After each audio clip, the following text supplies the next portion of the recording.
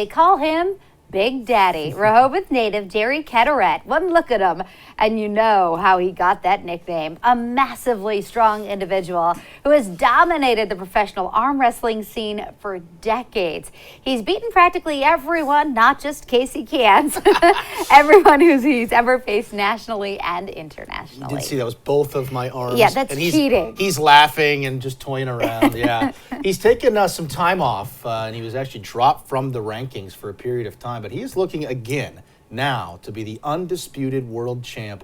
I recently sat down with Cadorette, who tells me about his journey back to number one. Jerry Cadorette!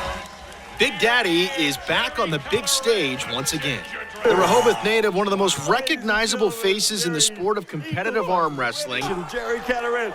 Oh my goodness! As successful a career you'll find. It started so simply years ago when he was just a young football player at Attleboro High School. So we had an arm wrestling table in our gym, which is unique.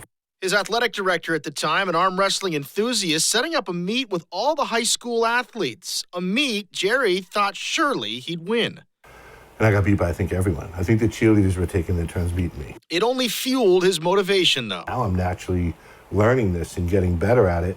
Within that year, as a young teen, he won his first New England championship, and in only a 7-year span, he became a U.S. national champ and world champ. Trying to get it arm on arm. Michael looks like he's got plenty left in the tank in the does. position. That was a pin. Wow! I'll tell you what. I go from me chasing people to being the one people are chasing. A reign of championships that could not be touched for a long time.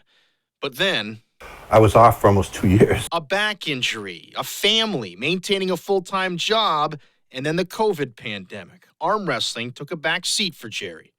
I was out for about 18, 19 months. They took me out of the rankings. But they couldn't keep the big man down forever. This past August, the chance of a lifetime, Jerry invited to Turkey to compete on the world stage again. It was amazing. The contest itself was super difficult, but to come out with the championship, it was so cool. And he's not stopping there. Dad, I've been number one for 30 plus years, right? 30 plus years of being number one at something. That's insane. If you mentioned the story at Attleboro, and what if that like apparatus wasn't there? Do you think you'd still have found this sport? I don't think I would have, right? This wasn't a sport that I went out looking for. This is a sport that I look at found me, right? That table is in there, right? It's just things happen for a reason.